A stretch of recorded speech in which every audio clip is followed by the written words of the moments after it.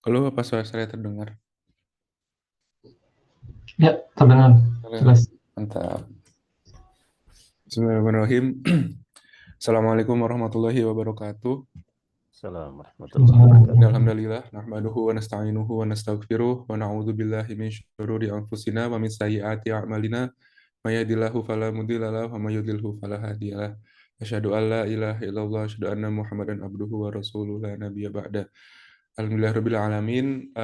Mari kita bersyukur kepada Allah Subhanahu wa taala yang telah memberikan kita kesempatan hari ini dan memudahkan kita untuk bersilaturahim dalam rangka seminar yang diselenggarakan oleh Human Initiative Europe dengan tema mendidik anak dengan keteladanan Ibrahim dan Ismail, spirit kurban dalam keluarga Muslim. Insya Allah ini pasti dalam rangka Idul Adha ya, karena temanya sangat menarik gitu. Kemudian tak lupa salawat serta salam semoga kita tetap curah limpahkan kepada Nabi besar Muhammad SAW yang telah memberikan kita petunjuk dan juga menyampaikan risalah-risalah keislaman yang sehingga kita hari ini bisa merasakan nikmatnya iman dan Islam. Sebelum dimulai, mari kita luruskan niat dulu ya. Semoga hari ini uh, insya Allah bisa mendapatkan ilmu sebanyak-banyaknya bersama Ustadz Dr. Abbas Mansur Tamam, insya Allah. Uh, untuk meluruskan niat, mari kita membaca basmalah bersama-sama. Bismillahirrahmanirrahim. Dan kemudian untuk menambah keberkahan acara di pagi hari ini, insya Allah kita akan mendengarkan tilawah Al-Quran yang akan disampaikan oleh Saudara Fatur. Apa diwakilkan bapaknya nih? Oh enggak ya. Oh gantian. Saya ngeliat ada Pak Adi tadi. Nah, Fatur silakan. Mangga Fatur. Assalamualaikum warahmatullahi wabarakatuh. Waalaikumsalam warahmatullahi wabarakatuh. Fatur, Afwan, kecil suaranya. أعوذ بالله من الشيطان أعوذ بالله من الشيطان الرجيم. وقال إني ذهب إلى ربي سيهدين. رب هب لي من الصالحين. فبشرناه بغلام حليم. فلما بلغ معه السعي قال يا بني إني أرى في المنام أني أذبحك فانظر ماذا ترى. قال يا أبت افعل ما تؤمر. ستجدني إن شاء الله من الصابرين. فلما أسلما وتله للجبين وناديناه أن يا إبراهيم قد صدقت الرؤيا إنا كذلك نجزي المحسنين. إن هذا لهو البلاء المبين. ففديناه بذبح عظيم وتركنا عليه في الآخرين. سلام على إبراهيم كذلك نجزي المحسنين. إنه من عبادنا المؤمنين. وبشرناه بإسحاق نبيا من الصالحين. وباركنا عليه وعلى إسحاق ومن ذريتهما محسن وظالم لنفسه مبين. صدق الله العظيم. Alhamdulillahirrahmanirrahim. Terima kasih eh, Mas Fatur atas pembacaan ayat suci Al-Qurannya. Semoga bisa menambah keberkahan acara kita di pagi hari ini, insya Allah.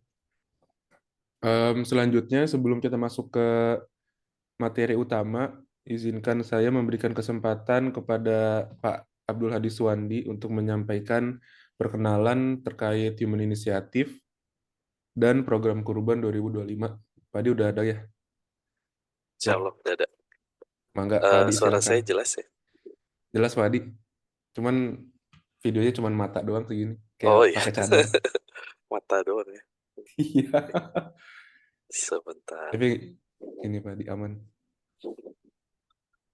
Oke, eh, k- Masya Allah.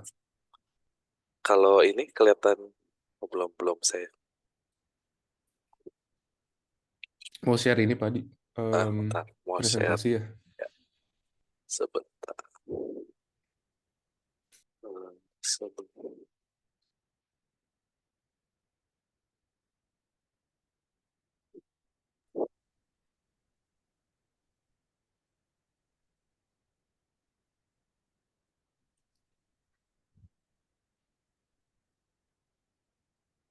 Oke,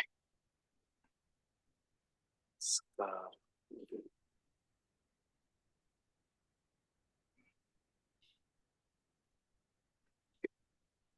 Aman Pak di. Enggak, Ya, silakan. Assalamualaikum warahmatullahi wabarakatuh. Waalaikumsalam warahmatullahi wabarakatuh. Nama dulu wa nasta'inu wa nastaghfiruh wa na'udzubillahi min syururi anfusina wa min sayyiati a'malina wa min mudhillalah wa min yudhlil fadiyalah asyhadu an la ilaha illallah wa asyhadu anna muhammadan abduhu wa rasulullah. Alhamdulillah, segala puji dan syukur kita panjatkan kepada Allah Subhanahu wa taala atas segala nikmat, yang terutama adalah nikmat iman dan Islam. Salawat dan salam senantiasa kita curahkan kepada Nabi besar Muhammad SAW, karena beliaulah kita bisa merasakan indahnya nikmat dan Islam. Jazakumullah khairan kasiron kami ucapkan kepada Ustadz Abbas yang telah berkenan untuk hadir mengisi webinar ini, kepada seluruh peserta yang telah meluangkan waktu, serta kepada komunitas-komunitas pengajian kota yang telah berkontribusi dalam menyukseskan acara ini. Perkenalkan, nama saya Abdul Hadi Suwandi. Mohon izin untuk mewakili Ustadz Amro yang berhalangan hari ini sebagai wakil dari Human Initiative Europe. Sebelum kita mendengarkan tausiah dari Ustadz Abbas, izinkan kami terlebih dulu untuk memperkenalkan diri serta menyampaikan laporan dan informasi seputar program-program Human Initiative, khususnya yang dilakukan oleh cabang kami di Eropa. Dalam 5 menit ke depan, insya Allah saya akan menyampaikan 3 poin. Yang pertama adalah pengenalan singkat dari Human Initiative dan Human Initiative Europe, laporan pelaksanaan kurban tahun ini, dan juga informasi mengenai kurban tahun ini. Jadi tentang Human Initiative yang dahulu lebih terkenal sebagai PKPU atau Pos Keadilan Peduli Umat, adalah program lembaga kemanusiaan yang berdiri sejak tahun 1999 yang berkantor pusat di Jakarta. Jadi fokus utama kami adalah kegiatan sosial dan kemanusiaan baik tingkat nasional maupun internasional. Saat ini Human Initiative memiliki 13 kantor cabang dalam negeri, 5 kantor cabang luar negeri termasuk yang di Jerman, serta representasi dari 13 negara. Kami didukung oleh sekitar 200 pegiat kemanusiaan, lebih dari 4.000 relawan yang tersebar di 34 provinsi di Indonesia. Human Initiative memiliki 4 pilar utama. Yang pertama adalah Initiative for Children, yaitu program untuk mendukung anak-anak yang membutuhkan. Yang kedua, Initiative for Empowerment, program pemberdayaan masyarakat untuk pembangunan sumber daya manusia dan sistem kehidupan berkelanjutan. Selanjutnya adalah Inisiatif for Disaster Risk Management, program kesiapsiagaan dan penanganan bencana serta adaptasi terhadap perubahan iklim. Yang keempat, Inisiatif for Infrastruktur, program pembangunan infrastruktur untuk meningkatkan kualitas hidup manusia. Ya, karena cakupan program Human Initiative itu tidak hanya di Indonesia, tapi juga di berbagai negara. Pada akhir tahun 2024, kita mendirikan Human Initiative Europe yang sebelumnya bersatu sebagai representatif. Jadi tujuan utamanya didirikan HI Europe ini adalah untuk menunjang implementasi pilar-pilar utama Human Initiative di wilayah Eropa lebih struktur dan maksimal untuk menjangkau masyarakat di Eropa. Jadi apa yang telah kita kerjakan saat ini? Yang pertama adalah menyalurkan bantuan kemanusiaan untuk korban bencana, konflik, dan krisis. Mungkin hadirin sekalian juga pernah melihat tentang banjir di Jabodetabek, gempa di Myanmar, dan berbagai krisis kemanusiaan lainnya. Yang kedua adalah program sosial dan pendidikan bagi anak-anak serta keluarga kurang mampu, misalnya program belanja bersama yatim, bingkisan Ramadan, dan kegiatan lainnya yang kita lihat di bulan Ramadan kemarin. Menghimpun dan menyalurkan dana zakat, infak, sedekah, dan wakaf dari masyarakat Indonesia dan diaspora di Eropa kepada para penerima manfaat, khususnya di Indonesia, dan juga menjalin kolaborasi dengan komunitas diaspora Indonesia di Jerman dan negara-negara Eropa ini. Contohnya program Safari yang alhamdulillah kemarin Ustadz Abbas juga sempat hadir ya di kota-kota, beberapa kota. Ini adalah kerjasama dengan Forkom Jerman dan pengajian-pengajian kota, serta dukungan kegiatan komunitas lain seperti pengajian, tabligh akbar, dan program-program lainnya. Tadi perkenalan dan mengenai Human Initiative dan Human Initiative Europe. Kemudian kami akan berikan laporan singkat mengenai Ramadan tahun ini. Jadi alhamdulillah ziswaf kami yang dikumpulkan sekitar 25.000 euro dititipkan kepada Human Initiative Europe, dan sekitar 100-an orang yang program tersebut untuk program berbagi makanan buka berpuasa, 275 orang penerima paket sembako dan THR Lebaran, kurang lebih 100 orang menerima program wakaf Al-Quran, santunan anak yatim, sedekah, dan lainnya. Sekitar 1.500 total penerima manfaat dari program Ramadan. Jadi yang ada di Eropa ya. Jadi termasuk kegiatan Safari Ustadz, buka puasa, dan program-program lainnya yang kita laksanakan selama bulan Ramadan. Jadi untuk laporan lengkap bisa diakses di website kami, bisa disilakan di QR code yang tertera di slide ini. Jadi kami ucapkan jazakumullah khairan katsiran kepada seluruh donatur atas kepercayaan dan dukungannya. Semoga Allah Subhanahu wa taala menerima amal kita semua, melimpahkan pahala yang berlipat. Amin ya rabbal alamin. Untuk bagian yang terakhir, kami ingin menyampaikan tentang program kurban kami bersama Human Initiative dan ide kenapa kita ingin melaksanakannya. Jadi sebagai latar belakang, jadi kalau kita lihat ada ini adalah peta di mana terjadi penyebaran kurban saat tahun 2023. Kalau yang hijau itu merupakan daerah yang surplus daging kurban, sedangkan yang merah itu ternyata ada juga daerah terutama di Jawa itu defisit penyebaran kurban. Jadi seperti di Jakarta, Bandung itu adalah surplus, seperti daerah lain seperti Kabupaten Cirebon, Cilacap, dan sekitarnya mengalami defisit. Bahkan menurut data yang kita dapatkan juga ada beberapa daerah yang memang tidak pernah menerima daging kurban saat ini. Jadi inilah yang melatar belakangi program sebar kurban dari Human Initiative dengan kerjasama dengan Human Initiative Europe, agar tujuannya adalah pemerataan distribusi daging kurban di wilayah-wilayah yang benar-benar membutuhkan. Ini adalah tahun ini Human Initiative menargetkan penyaluran kurban di sekitar 125 wilayah di Indonesia, 25 provinsi, dan juga 9 negara di luar negeri seperti di Palestina, Filipina, dan Afrika, yaitu di Uganda. Berikut adalah harga dan pilihan program kurban tahun ini. Saat ini tersedia 6 jenis hewan kurban. Salah satu yang paling populer adalah kambing Afrika yang akan disebarkan. Jadi kambingnya juga dikembang-biakan di Uganda, di Afrika, dan juga dikurbankan di sana dengan harga 55 euro. Untuk informasi lebih lengkap bisa dicek di website kami. Silakan, ini ada QR code yang tersedia. Demikian dari kami yang bisa sampaikan. Mohon maaf apabila terdapat kekurangan dalam penyampaian ini. Jazakumullah khairan katsiran. Semoga Allah memberkati kita semua. Assalamualaikum warahmatullahi wabarakatuh.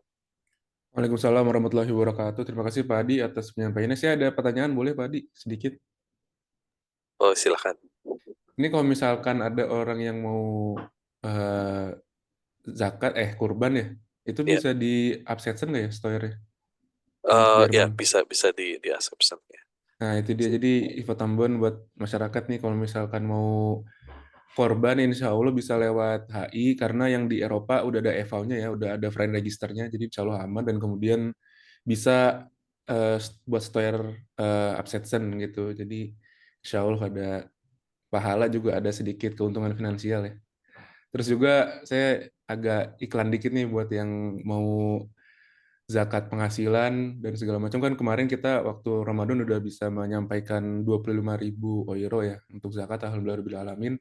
Nah, jadi kalau misalkan mau zakat penghasilan juga bisa lewat Iman Inisiatif. Kalau di Hannover juga bisa lewat KMH ya. Iklan dikit Pak, di nggak apa-apa ya.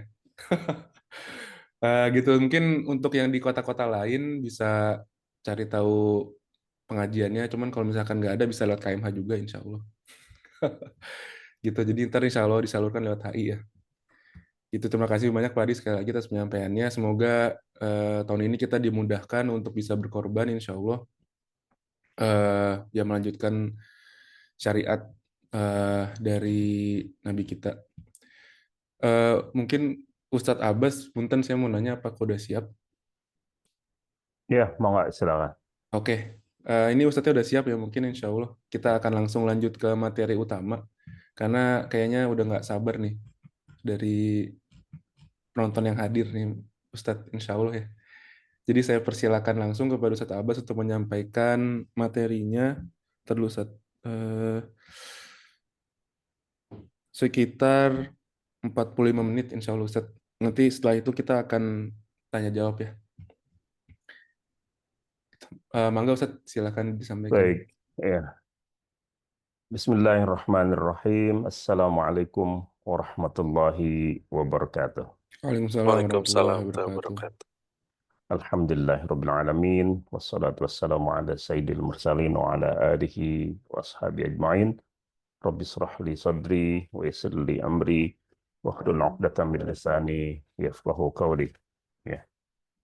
Terima kasih kesempatannya Mas Rabdanu ya, Pak Adi Ya dan Ustadz. Bapak Ibu, teman-teman yang hadir dalam webinar Zoom yang diselenggarakan oleh Human Initiative Eropa pada pagi hari ini untuk waktu Jerman ya. Di sini di Indonesia sudah memasuki waktu asar. Ya, kita bersyukur kepada Allah Subhanahu wa taala atas segala nikmat yang telah dianugerahkan kepada kita. Ya, kita sudah memasuki kembali bulan atau musim ibadah ya. Kita sudah ada pada pekan ketiga dari bulan Dzulqa'dah, salah satu dari bulan haram. Lalu kemudian sebentar lagi kita akan memasuki bulan Dzulhijjah. Ya, pada bulan Dzulhijjah itu amal yang paling dicintai oleh Allah Subhanahu wa taala, khususnya pada hari raya Idul Adha dan pada hari tasyrik adalah menyembelih kurban ya. Dan tadi sudah disampaikan Allah Subhanahu wa taala berfirman ya, bahwa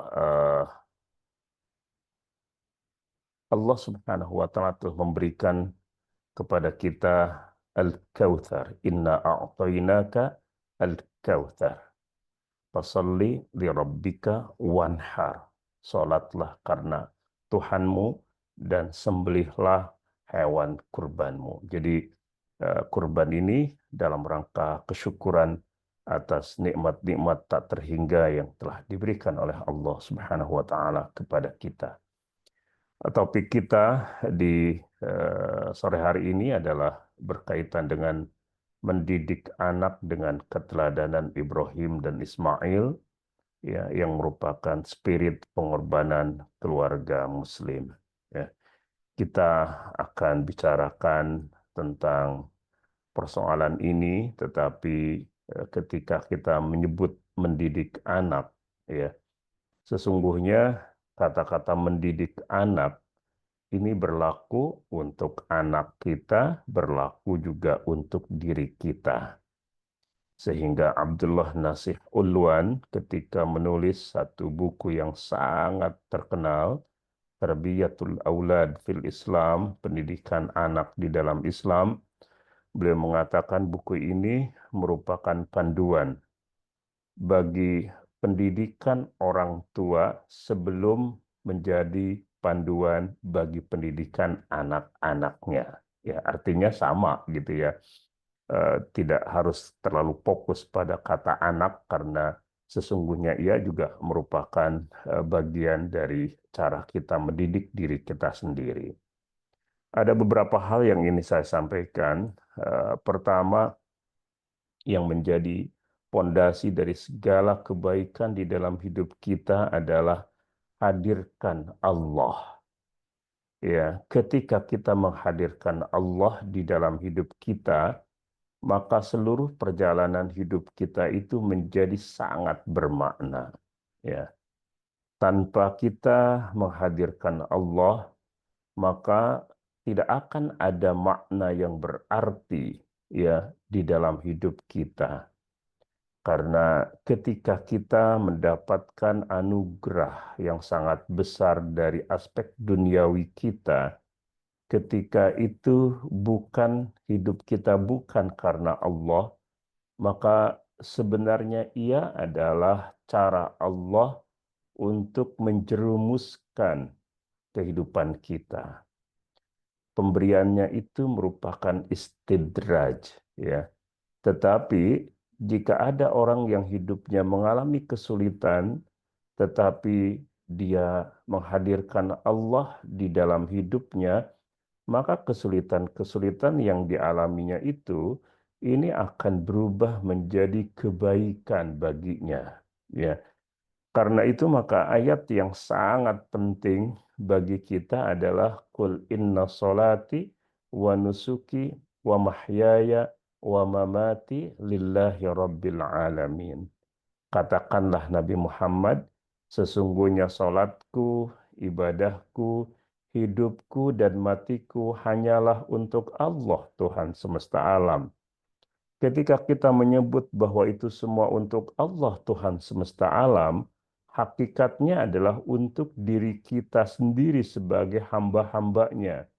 Karena Allah tidak memerlukan sholat kita, Allah tidak memerlukan ibadah kita, semua sholat dan ibadah kita serta kebaikan yang kita lakukan itu akan kembali kepada kita dalam kebaikan, dalam bentuk kebaikan hidup di dunia maupun kelak di akhirat. Nah, oleh karena itu maka penting dalam hal ini yang menjadi pondasi dari segala upaya kita untuk menghadirkan Allah di dalam hidup kita, di dalam hidup anak-anak kita adalah bagaimana kita menjadi pelopor kebaikan. Dan pelopor kebaikan itu harus kita wujudkan dalam bentuk kedekatan kita dengan sarana-sarana ibadah dalam hal ini masjid, ya, serta bagaimana kita bisa menjaga sholat kita. Hadirin rahimakumullah, ya, pada waktu itu Ibrahim alaihissalam ketika membawa anaknya ke Mekah, itu belum ada prasyarat kehidupan yang terbangun. Benar-benar itu adalah padang pasir, sebuah lembah yang tidak ada air, tidak ada tetumbuhan. Demikian pula tidak ada orang yang hidup di situ.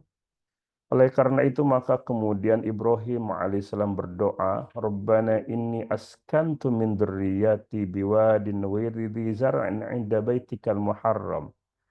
Ya Tuhan kami, sesungguhnya aku telah menempatkan sebagian keturunanku di lembah yang tidak mempunyai tanam-tanaman. Ya, jadi belum ada prasyarat kehidupan di situ.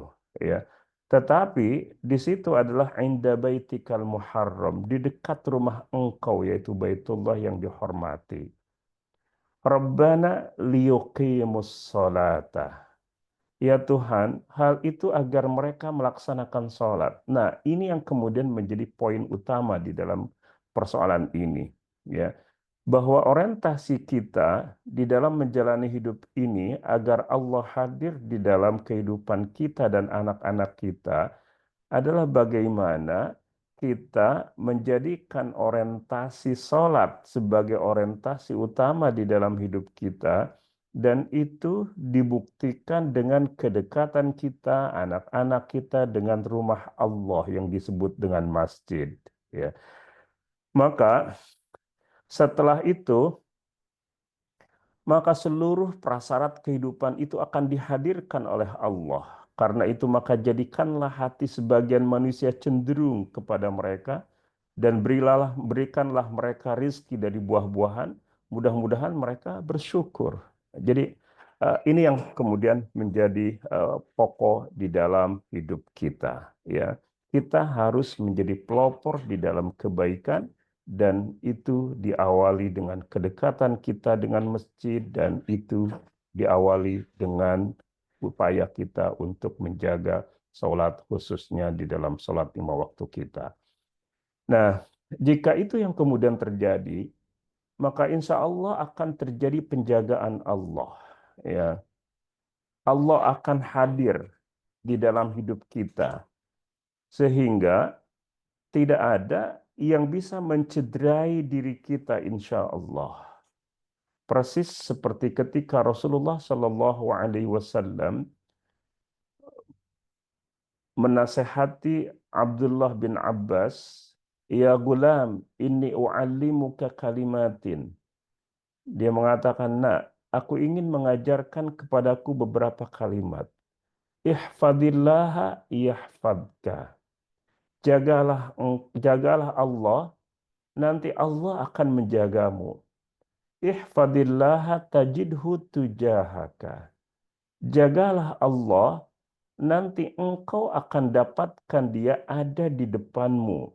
Artinya, Allah Subhanahu wa Ta'ala dalam kondisi siaga untuk memberikan pertolongannya kepada kita, kepada anak-anak kita, ketika kita memang menjaga hak-hak Allah.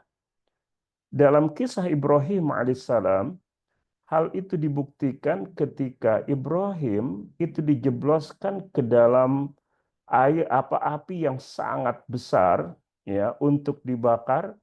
Lalu kemudian Allah Subhanahu wa Ta'ala berfirman kepada api, "Ya narukuni bardan wa salaman ala Ibrahim."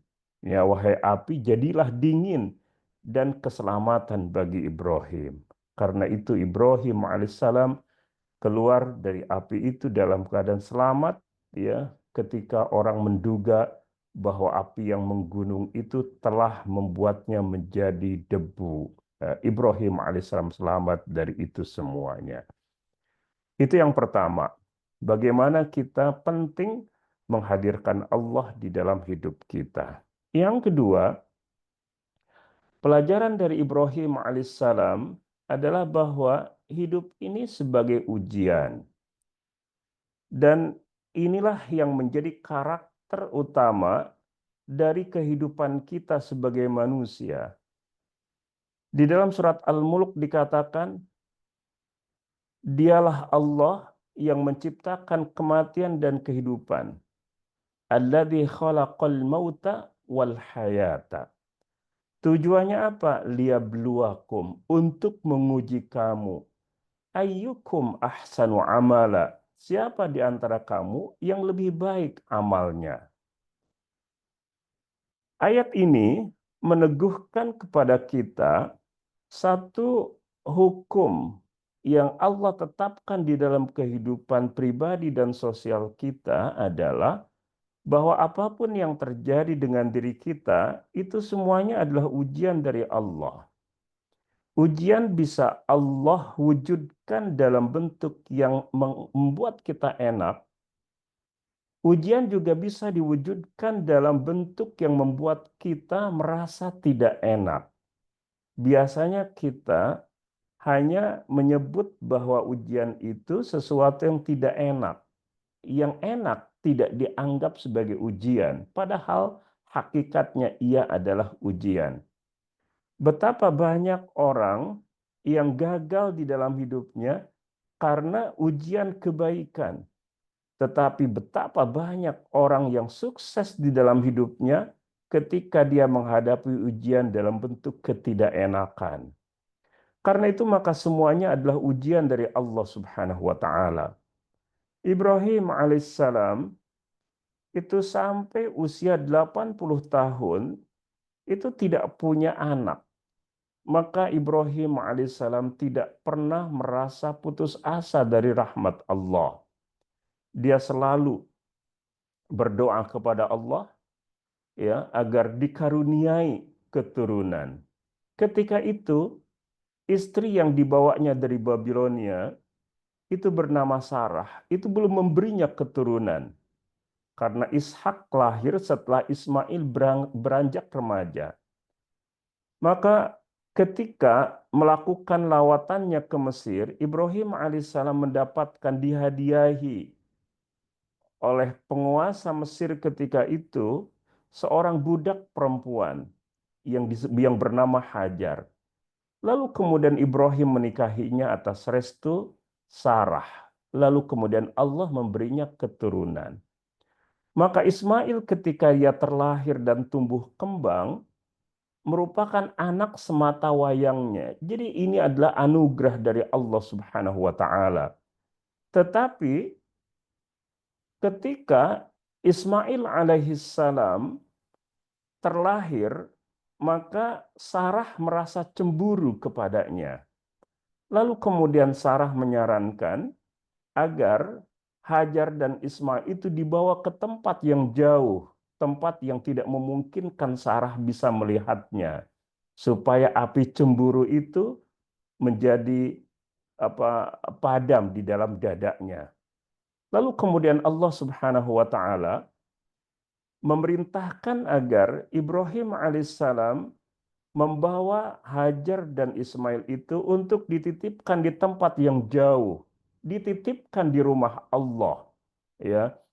Maka untuk menjaga keutuhan rumah tangga, Ibrahim membawa Hajar dan Ismail yang ketika itu masih merupakan seorang bayi dari Palestina ke Mekah. Perjalanannya merupakan perjalanan darat sejauh 1239 km.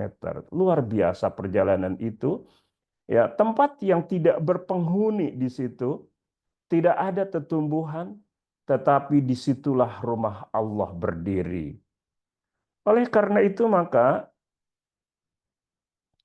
Ibrahim alaihissalam membawa Ismail itu ke Mekah, lalu kemudian Ismail ya hidup bersama Hajar ibundanya, ya benar-benar ditinggalkan dalam keadaan di mana fasilitas-fasilitas hidup itu belum tersedia, tetapi Hajar thiqah, percaya kepada Allah bahwa Allah tidak akan pernah menyia-nyiakannya. Lalu kemudian Ibrahim alaihissalam kembali ke Palestina. Lalu ketika Ismail itu sudah tumbuh kembang menjadi anak remaja, Ibrahim kembali untuk menjenguk anak dan istrinya itu di Mekah. Lalu ketika itu Allah Subhanahu wa taala memerintahkan kepada Ibrahim untuk mengorbankannya. Maka dalam surat As-Saffat dikatakan Ibrahim berkata, "Ya bunayya, wahai anakku, inni ara fil manami anni azbahuka."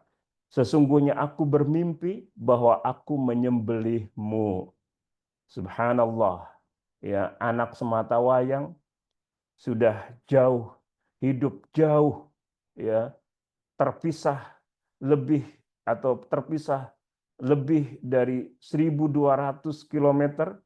Lalu kemudian ketika bertemu kembali, Ibrahim diperintahkan untuk mengorbankan anak semata wayangnya itu. Subhanallah, ini adalah ujian yang luar biasa yang diberikan oleh Allah Subhanahu wa taala kepada Ibrahim, kepada Hajar, dan kepada anaknya Ismail.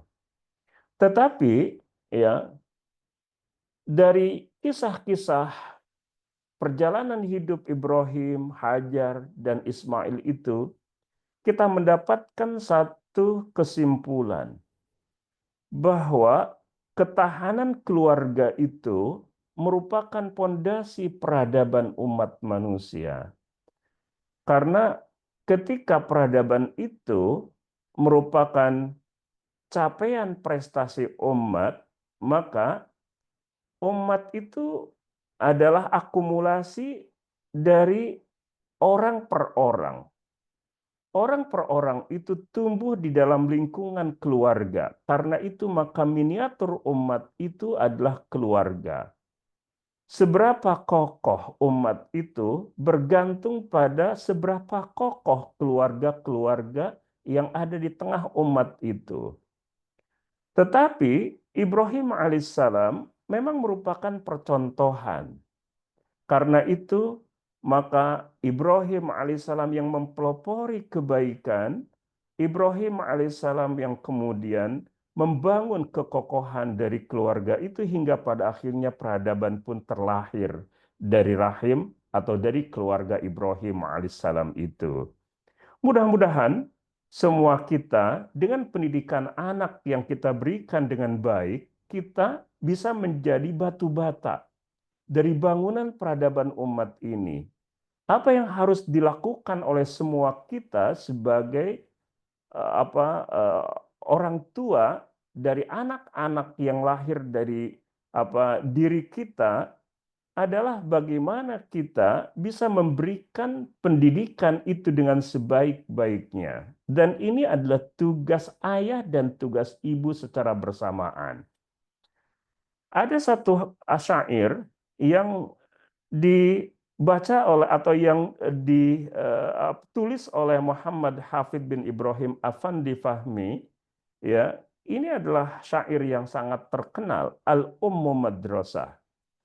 Idza a'dadtaha a'dadta sya'ban thayyibal a'raqi.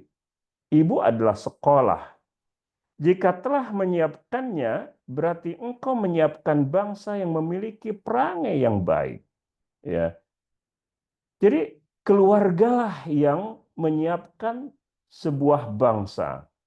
Jika anak-anak yang tumbuh kembang di dalam keluarga itu memiliki lingkungan yang kondusif, lingkungan yang soleh, maka anak akan menjadi penerus perjuangan umat yang baik, yang memungkinkan dia terlibat di dalam perjuangan di tengah-tengah umat itu. Siapa yang paling berpengaruh? Yang paling berpengaruh adalah ibu dan ayahnya. Sama-sama, meskipun syair ini menyebutkan al-ummu, ibu, tetapi tentu di situ ada peran ayah. Karena itu jika engkau, maksudnya kepada laki-laki, telah menyiapkan calon ibu bagi anak-anak yang akan dilahirkannya, atau bersama-sama membangun kesolehan di dalam kehidupan rumah tangga itu, maka berarti keluarga itu telah menyiapkan bangsa yang memiliki perangai yang baik itu. Oleh karena itu, maka kita semua memiliki kewajiban untuk membentuk kapasitas diri kita masing-masing. Dan itu berlaku ya sejak kita tumbuh kembang. Karena itu maka untuk menjadi seorang ayah yang baik, seorang ibu yang baik bagi anak-anak yang akan tumbuh kembang di dalam kesolehan keluarga, perlu berapa lama ayah dan ibu itu menyiapkan untuk menjadi ayah dan ibu yang baik? Ya, maka kita bisa mengatakan kurang lebih membutuhkan waktu sekitar seperempat abad, ya, sekitar 25 tahun, dalam arti bahwa sebelum dia menikah, dari mulai dilahirkan sampai kelak menikah dan punya anak, dia dalam keadaan terus membina dirinya sehingga layak untuk menjadi teladan bagi anak-anaknya kelak. Ibrahim alaihissalam di dalam surat Al-Mumtahanah ayat 4 diceritakan karakternya adalah pertama, beliau memiliki keteladanan sejak muda. Sungguh benar-benar ada suri teladan yang baik bagimu pada diri Ibrahim dan orang-orang yang bersama dengannya. Jadi ada keteladanan sejak muda. Dan itu semua didasarkan atas keimanan yang kokoh. Kami berlepas diri dari kamu dan dari apa yang kamu sembah selain Allah. Ya. Jadi bagaimana keimanan Ibrahim alaihissalam itu sejak muda tidak membuatnya cair, ya. Karena itu maka pluralisme agama itu mengaburkan akidah, mengaburkan ketauhidan, sehingga sesungguhnya ia adalah antitesis dari iman itu sendiri. Ibrahim alaihissalam, ya, tidak bersifat cair di dalam menyikapi keyakinan-keyakinan yang tumbuh kembang di tengah-tengah kehidupan masyarakatnya. Meskipun jelas adalah kum dinukum waliyadin. Setiap penganut agama punya kebebasan untuk menjalankan ajaran agamanya. Tetapi bagi dirinya tidak mungkin dia menyembah Allah pada satu hari, lalu esok harinya menyembah Tuhan yang lain dan seterusnya, sebagaimana yang diusulkan oleh tokoh-tokoh Quraisy ketika itu kepada Rasulullah Sallallahu Alaihi Wasallam. Nah, yang ketiga adalah berintegritas. Dia memiliki integritas yang luar biasa. Kami mengingkari kekufuranmu. Lalu kemudian memiliki kepribadian yang kuat, di mana jelas batas di antara agama yang dia anut dengan agama yang dianut oleh orang tuanya sendiri atau yang dianut oleh masyarakatnya. Nah, dalam hal itu, semua anggota keluarga Ibrahim alaihissalam itu support. Istri dan anaknya sama-sama support dengan apa yang dianut oleh Ibrahim alaihissalam sebagai agama, apa yang diperjuangkan oleh Ibrahim sebagai risalah Allah Subhanahu wa taala. Karena itu maka apa yang diceritakan oleh Allah Subhanahu wa taala dalam surat As-Saffat ini menggambarkan betapa Ibrahim alaihissalam sukses membangun lingkungan keluarga yang kondusif untuk tumbuh kembang kesolehan sang anak. Istrinya menjadi istri yang tangguh, sehingga ketika Ibrahim akan meninggalkan Hajar dan Ismail yang ketika itu masih bayi, di tempat yang tidak ada tumbuh-tumbuhan, tidak ada manusia, bahkan tidak ada air, tidak ada prasyarat hidup di situ. Maka ketika Ibrahim mau meninggalkan keduanya, Hajar kemudian bertanya, Allahu amaraka bihada? Apakah Allah memerintahkanmu untuk itu? Lalu kemudian Ibrahim, ya tentu secara manusiawi merasa berat ketika itu, tapi begitulah dia diperintahkan oleh Allah. Maka dia mengatakan, iya. Maka kemudian Hajar dengan tegas mengatakan, idzan lan yudayyi'anallah. Jika begitu merupakan perintah Allah, dia pasti tidak akan menyia-nyiakan kami. Jadi ini luar biasa gitu ya. Dalam keadaan sulit, ya, istrinya support dengan apa yang menjadi agama dan risalah suaminya Ibrahim alaihissalam. Dan bukan hanya berhasil membentuk kepribadian sang istri, Ibrahim itu berhasil membentuk kepribadian anak yang ketika itu masih sangat belia, masih sangat remaja. Karena itu Ibrahim atau Ismail itu adalah remaja yang luar biasa. Jadi ketika Ibrahim menjenguknya, Ismail itu sudah beranjak remaja. Lalu kemudian Ibrahim diperintah Allah untuk menyembelih putranya tadi yang diceritakan. Maka dalam menyampaikan perintah Allah itu, Ibrahim meminta pandangan Ismail. Maka kemudian Ismail mengerti bahwa itu bukan karena kebencian sang ayah terhadap dirinya, tetapi itu adalah perintah dari Allah terhadap ayahnya yang merupakan seorang nabi. Jadi anak, ya, remaja bernama Ismail, dia mengerti bahwa ayahnya adalah seorang utusan Allah yang perintah-perintahnya, ya, itu adalah perintah-perintah Allah.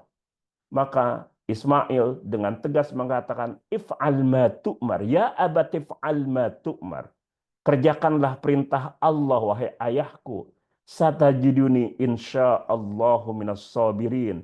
Insyaallah engkau akan dapati aku orang yang bersabar. Jadi ia mengerti kedudukan, tugas, dan risalah dakwah dari ayahnya Ibrahim alaihissalam. Ini luar biasa ya. Dan karena itu maka menjadi penting dalam contoh ini betapa Hajar itu yang punya peran luar biasa di dalam membentuk karakter putranya itu Ismail alaihissalam. Kenapa? Karena Ibrahim tinggal di tempat yang jauh di Palestina. Siapa yang membentuk, mendidik Ismail tentu adalah ibundanya yaitu Hajar. Nah, istri dan anaknya benar-benar support ya.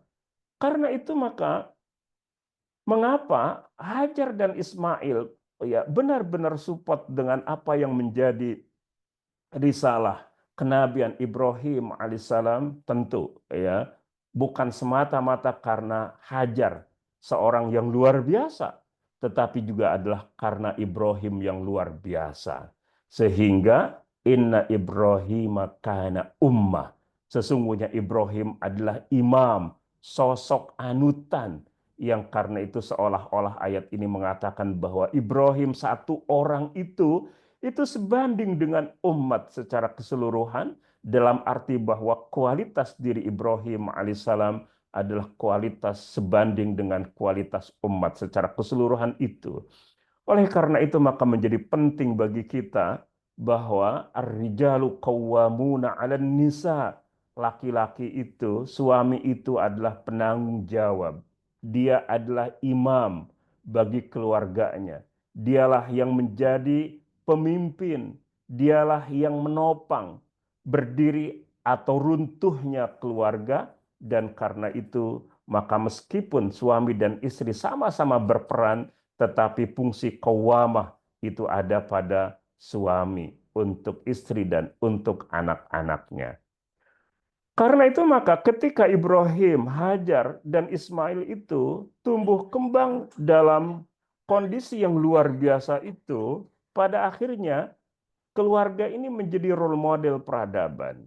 Bagaimana tauhid, hidup yang lurus, hanif, ketundukan, yaitu keislaman, itu terbangun. Sehingga makana Ibrahimu Yahudiyan, wala Nasraniyan, walakin kana hanifan musliman, wa makana minal musyrikin. Ibrahim bukanlah seorang Yahudi dan bukan pula seorang Nasrani, melainkan dia adalah seorang yang hanif, lagi berserah diri, muslim. Dia bukan pula termasuk golongan orang-orang yang musyrik. Dan dari situlah kemudian ya Ibrahim alaihissalam itu disebut sebagai Abul Anbiya, bapaknya para nabi. Ya, saya dulu pernah membaca satu buku yang ditulis oleh A.P. Tomlin, ya judulnya adalah Para Filsuf Timur. Yang dia ceritakan, yang dia tulis adalah para nabi itu yang dia sebut sebagai para filsuf. Ya, dia menulis bagaimana karakter-karakter tauhid atau agama tauhid di dalam kehidupan umat manusia itu bermula. Meskipun ada para nabi setelah Ibrahim alaihissalam, tetapi yang paling berpengaruh secara luas adalah ajaran monoteismenya Ibrahim alaihissalam. Karena itu maka role model di dalam ketauhidan itu adalah Ibrahim alaihissalam. Dia bertauhid, dia hanif, dia muslim. Dan karena itu kemudian Allah subhanahu wa ta'ala abadikan peran keluarga ini menjadi rangkaian ibadah haji. Wa adzin fin nasi bil haji ya'tu karijalan wa ala kulli dhamirin ya'tina min kulli fajjin amiq. Ya, yang sekarang mulai berbondong-bondong datang ke kota Mekah, lalu kemudian juga ke kota Madinah. Tujuannya adalah dalam rangka menunaikan seruan Ibrahim alaihissalam itu, bahwa umat manusia setelah dipanggil oleh Ibrahim alaihissalam, umat manusia datang dengan berjalan kaki, mengendarai unta kurus, dan datang dari segenap penjuru yang jauh. Ya, moda transportasi boleh jadi berubah, karena sekarang tidak ada yang datang ke Mekah dengan mengendarai unta, tetapi intinya adalah datang dari segenap penjuru yang jauh. Nah, dari situlah kemudian meneguhkan bahwa hanya kebaikan hanya ketauhidan, hanya dengan perjuanganlah maka umat ini akan terbangun. Ya, dari situ lahirlah peradaban baru. Ya, Allah Subhanahu wa Ta'ala sediakan Zam-Zam. Dan ketika itu datang imigran Yaman yang disebut dengan Jurhum menjadi bangsa Arab, ya, maka faj'al af'idatam minan nasi tahwi ilaihim, maka jadikanlah hati sebagian manusia cenderung kepada mereka. Jadi hadirin rahimakumullah, ini adalah kisah bagaimana keteladanan, kesolehan keluarga itu benar-benar membangun sebuah peradaban. Ketika Hajar dan Ismail dibawa oleh Ibrahim ke Mekah itu tidak ada orang yang tinggal di situ. Kenapa tidak ada orang yang tinggal di situ? Karena di situ tidak ada air. Tidak mungkin ada satu komunitas yang hidup tanpa air. Ketika Jurhum melakukan perjalanan sebagai masyarakat nomaden pada waktu itu, melihat ada burung yang hinggap ya di suatu lembah, maka firasat mereka tajam, pasti di situ ada air. Lalu kemudian mereka mendatanginya dan ternyata di situ hanya ada manusia berdua, yaitu Hajar dan Ismail di situ. Lalu kemudian di situ ada Zam-Zam. Lalu kemudian mereka meminta izin agar diperkenankan untuk bertempat tinggal bersama mereka. Maka jadilah komunitas Arab itu terbentuk karena Hajar bukan dari Arab. Hajar itu dari Mesir. Bangsanya adalah Koptik. Ibrahim itu dari Babilonia. Wilayah yang dulu adalah peradaban Persia. Karena itu maka Ismail yang lahir dari pernikahan Persia dengan Koptik Mesir tentulah juga bukan orang Arab. Jadi yang Arab itu siapa? Yang Arab itu adalah yang Yaman, imigran Yaman yang merupakan suku Jurhum itu.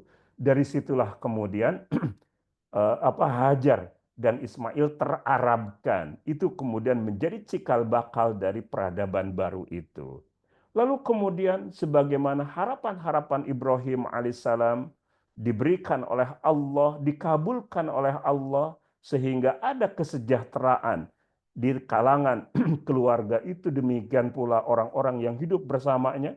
Belilah mereka rizki dari buah-buahan, mudahan mereka bersyukur. Terjadi satu kesejahteraan, oleh karena itu maka kesejahteraan sesungguhnya itu ada ketika kita memiliki kedekatan dengan Allah Subhanahu wa Ta'ala, ketika seluruh anggota keluarga kita memiliki satu visi di dalam hidup kita, yaitu sebagai para pengabdi, ya, sebagai para hamba dari Allah yang memiliki langit dan bumi ini. Karena itu maka Ibrahim alaihissalam itu memiliki satu visi peradaban. Visinya adalah 3T. Ya. Bagaimana Ibrahim alaihissalam berdoa kepada Allah, Rabbana wab'ats fihim rasulan minhum. Ya Tuhan kami, utuslah di antara mereka seorang rasul dari kalangan mereka, yatlu alaihim ayatika, yang membacakan kepada mereka ayat-ayat-Mu. Wa yu'allimuhumul kitab wal hikmah, mengajarkan kitab suci dan hikmah, yaitu sunnah kepada mereka. Wa yuzakkihim, dan menyucikan mereka. Innaka antal azizul hakim, sesungguhnya engkaulah yang maha perkasa lagi maha bijaksana. Ini adalah visi peradaban Ibrahim alaihissalam yang harus kita wujudkan di dalam keluarga kita. 3 intinya. Yang pertama adalah tilawah. Jangan sampai kita, anak-anak kita tidak bisa membaca ayat-ayat Allah. Karena itu ajarkanlah membaca Al-Quran kepada anak-anak kita. Ajarkanlah kemudian membaca ayat-ayat kauniyahnya, insya Allah. Kalau yang kedua, ya, kita memiliki kepedulian yang luar biasa, dan insya Allah yang pertama juga kita sangat peduli bahwa kita mendidik anak-anak kita agar mereka memiliki pengetahuan tentang kehidupan ini sehingga bisa mereka kelak berperan menjadi khalifah fil ardi. Lalu kemudian yang kedua adalah ta'lim, mengajarkan kandungan Al-Quran. Karena itu jangan sampai kita abai dengan persoalan ini. Demikian pula mengajarkan sunnah Rasulullah SAW kepada anak-anak kita. Karena kitab Al-Quran dan sunnah Rasulnya itu adalah referensi paling utama di dalam agama kita. Yang kalau kita berpegang teguh pada Quran dan sunnah itu, niscaya kita tidak akan pernah tersesat di dalam hidup ini. Dan yang ketiga adalah tazkiyah, bagaimana kita bisa menyucikan jiwa kita. Jangan sampai dada kita diisi dengan kekufuran, kesyirikan, sifat-sifat akhlak yang tercela, ya. Dan itu semua berarti mengharuskan kita untuk secara telaten mengajarkan kepada anak-anak kita untuk melaksanakan ibadahnya, karena ibadah merupakan proses tazkiyah yang paling utama. Lalu kemudian Allah Subhanahu wa taala konon setelah kira-kira ya kurang lebih 2400 tahun dari mulai visi peradaban itu dicanangkan oleh Ibrahim alaihissalam, lalu kemudian Allah kabulkan doa Ibrahim itu sehingga Allah melakukan revitalisasi atau Allah merevitalisasi peradaban Ibrahim alaihissalam itu. Karena dalam waktu yang sangat panjang bangsa Arab itu tidak mengenal Allah dalam pengertian yang sesungguhnya. Karena kesyirikan itu terbentuk di dalam kehidupan mereka, maka kemudian mereka menuhankan Latta, Uzza, Manat, Hubal, dan seterusnya, Tuhan-Tuhan selain Allah Subhanahu wa Ta'ala. Maka kemudian Allah utus sebagai bentuk istijabah atas doa Ibrahim alaihissalam itu dengan diutusnya Muhammad sallallahu alaihi wasallam. Dialah yang mengutus seorang Rasul Nabi Muhammad kepada kaum yang buta huruf dari kalangan mereka sendiri, yang membacakan kepada mereka ayat-ayatnya, menyucikan jiwa mereka, dan mengajarkan kepada mereka kitab Al-Quran dan hikmah sunnah Rasulullah Sallallahu Alaihi Wasallam. Jadi ini adalah paralel antara visi dengan apa yang Allah kabulkan dalam bentuk mengutus Rasulnya Muhammad Sallallahu Alaihi Wasallam yang merupakan Nabi junjunan kita semua, sehingga kita hanya akan benar-benar diaku sebagai umat Rasulullah kalau kita mengikuti 3 agenda kenabian ini: tilawah, tazkiyah, dan ta'lim tadi itu. Yang berbeda hanya urutannya, ya.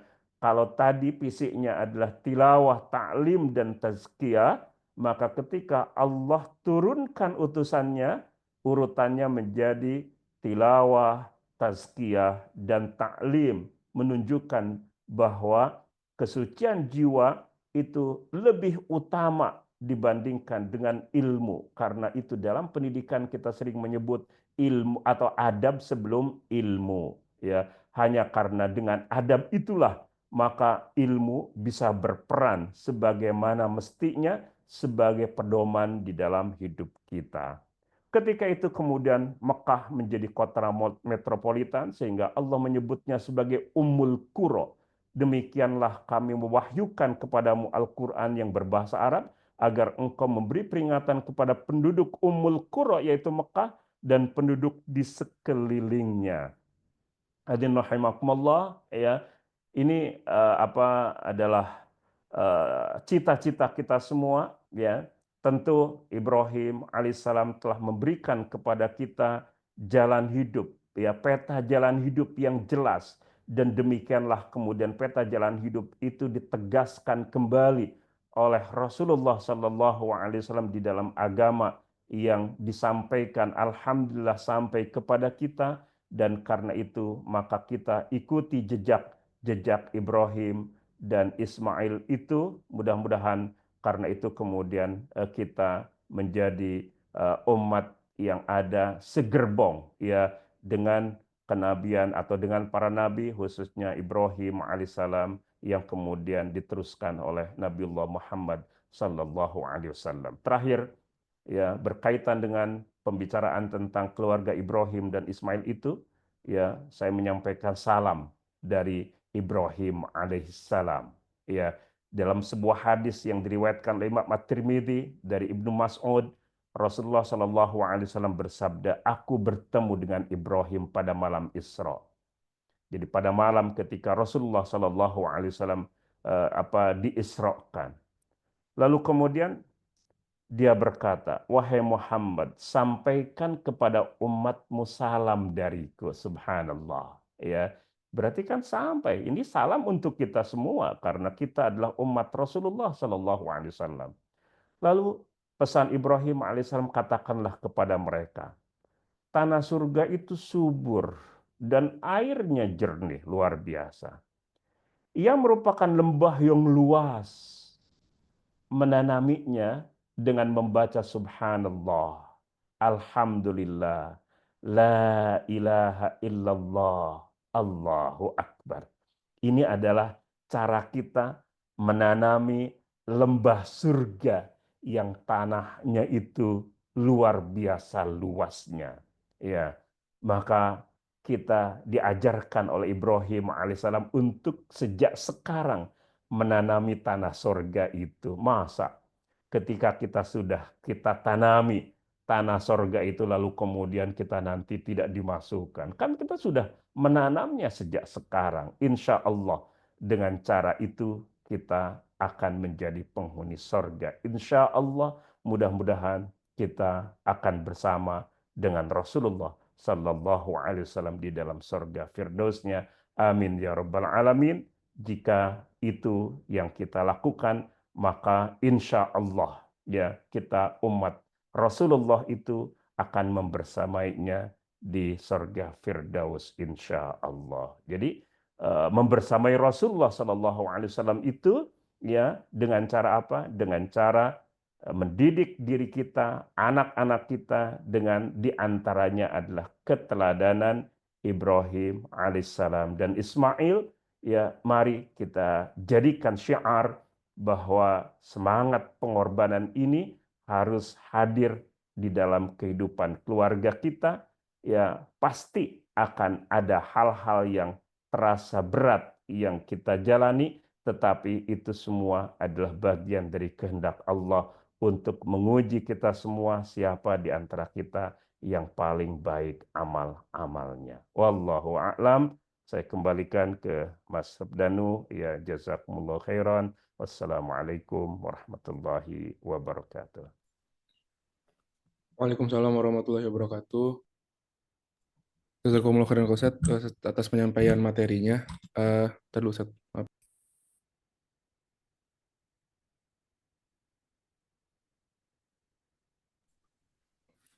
Suara saya terdengar ya? Tadi kayak agak kesenggol nih. Jelas-jelas ya. Ya, terima kasih Ustaz atas penyampaian materinya, Masya Allah. Alhamdulillah saya bisa banyak belajar dari pemaparan Ustadz.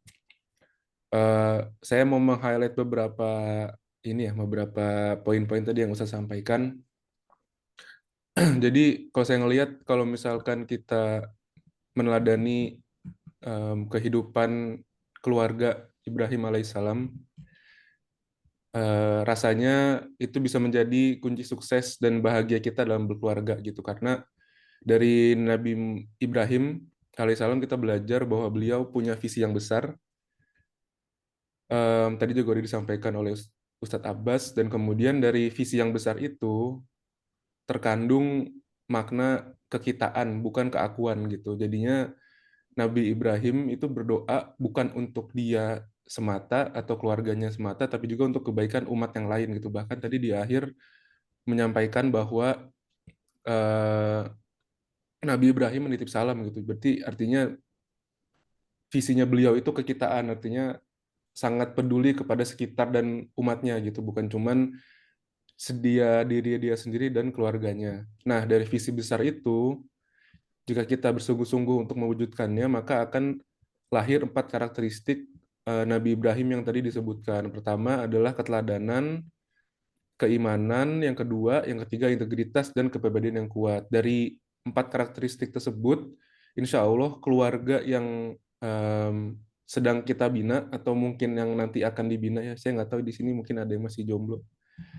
Nah, itu kalau misalkan punya karakteristik 4 yang tadi, insya Allah akan menghasilkan keluarga yang kuat gitu. Dan dari keluarga yang kuat akan menghasilkan sebuah peradaban yang kuat pula. Karena di awal Ustadz Abbas menyampaikan bahwa keluarga itu adalah miniatur dari sebuah peradaban. Artinya kalau misalkan kita mau sebuah peradaban yang kuat, yang sejahtera, yang makmur, maka dimulai dari pendidikan keluarganya harus dikuatkan gitu. Maka yang tinggal di Jerman kita udah tahu ya, si kaum lagi bete ini dia sedang menggali kuburannya sendiri gitu karena dia melemahkan keluarga itu tersebut gitu. Artinya dia sedang melemahkan peradabannya sendiri gitu. Peradaban Eropa yang dibangga-banggakan mungkin ntar lagi akan tergantikan gitu ya karena mereka yang merusak itu sendiri gitu karena ketidakpahaman bahwa keluarga itu adalah miniatur peradaban dan peradaban yang kuat akan lahir dari keluarga yang kuat pula begitu. Terus kemudian yang terakhir bagaimana cara menjadikan keluarga kita itu menjadi supporter dakwah ya. Yang diajarkan oleh Nabi Ibrahim adalah pertama tilawah, yaitu adalah mengajarkan dan memastikan keluarga bisa membaca ayat-ayat Quran karena itulah sumber pedoman hidup kita ya. Yang kedua taklim, mengajarkan tauhid, syariat dan sunnah Rasul SAW kepada keluarga kita dan juga diri kita pribadi pastinya. Yang terakhir adalah tazkiyah, yaitu mensucikan diri dan hati kita, jiwa kita supaya tidak ada kekufuran dan sifat-sifat tercela yang ya walau alam yang mungkin akan membuat kita jadi susah gitu hidupnya atau mungkin bahkan nauzubillah min dzalik dibenci oleh Allah Subhanahu wa taala karena kekufuran tersebut.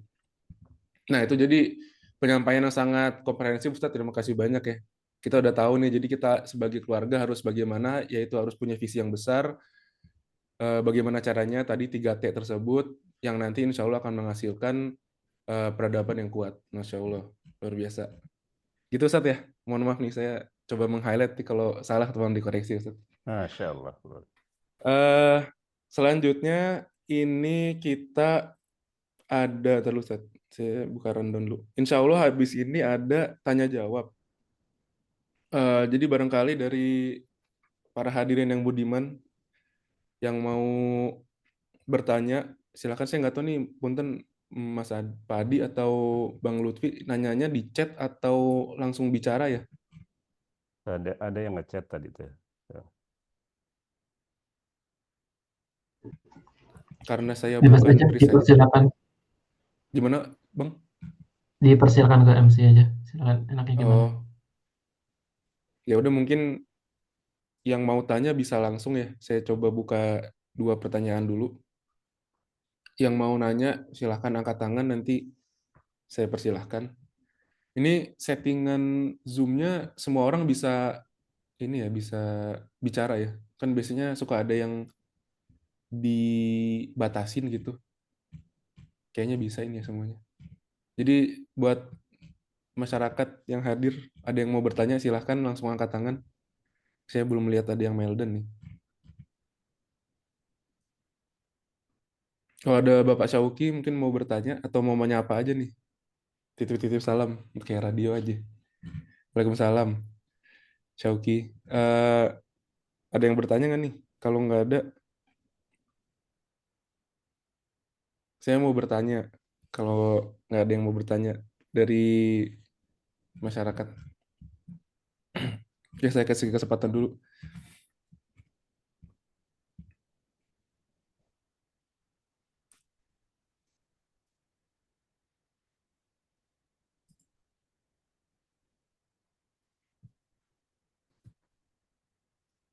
Belum ada ya? Oke, berarti saya aja kalau yang gitu yang nanya ya. Saya jadi dapat privilege ini. Ngobrol langsung sama Ustadz, Masya Allah. Ustadz, saya mau bertanya terkait ini ya, berkeluarga dengan apa namanya, spirit Nabi Ibrahim alaihissalam. Kalau misalkan belum berkeluarga gitu, artinya belum menikah. Tadi kan Ustadz bilang bahwa keluarga itu keteladanan kita itu sangat penting untuk pendidikan anak gitu ya. Nah, artinya kan harus ada yang dipersiapkan dulu gitu untuk berkeluarga. Nah, dari Ustadz Abbas, apa yang harus dipersiapkan gitu secara konkret ya untuk supaya bisa mencapai visi besar yang Nabi Ibrahim contohkan gitu. Jadi mungkin ini poinnya untuk yang belum menikah gitu. Jadi sebelum nikah apa yang harus dipersiapkan? Karena kebetulan teman saya masih ada yang jomblo, Ustadz. Seangkatan saya ini, dia susah banget suruh menikah gitu. Banyak ragu-ragunya, Ustadz. Mungkin bisa bantu jawabin, Ustadz. Apa yang harus dipersiapkan gitu supaya dia yakin untuk menikah. Dan apa yang harus dipersiapkan gitu biar dia nggak bingung. Baik, ya. Berarti langsung ya. Ya, nanti setelah ini Bu Dina ya nanya. Oh ya, baik. Oke, makasih Mas Rudando ya. Iya, Ustadz. Tadi saya menyebut bahwa untuk menjadi seorang ayah, seorang ibu yang menjadi teladan bagi anak-anaknya, itu perlu persiapan kurang lebih seperempat abad, ya, gitu ya. Artinya bahwa masa-masa sebelum menikah itu harus diefektifkan, dioptimalkan untuk menjadi calon ibu, calon ayah yang baik itu, ya. Nah, kalau itu dia lakukan, maka insya Allah ya istri yang akan mendampingi hidupnya, suami yang akan mendampingi hidupnya, itu akan merupakan pendamping hidup yang soleh, ya. Karena itu maka silakan dibaca misalnya di dalam surat An-Nur ayat 26. Ya, a'udzubillahi minasyaitonirrajim. Al-khabithatu lil khabithin. Perempuan yang buruk untuk laki-laki yang buruk. Wal khabithuna lil khabithat. Laki-laki yang buruk untuk perempuan yang buruk. Wat tayyibatu lit tayyibin. Perempuan yang solehah untuk laki-laki yang soleh. Wat tayyibuna lit tayyibat. Laki-laki yang soleh untuk perempuan yang solehah.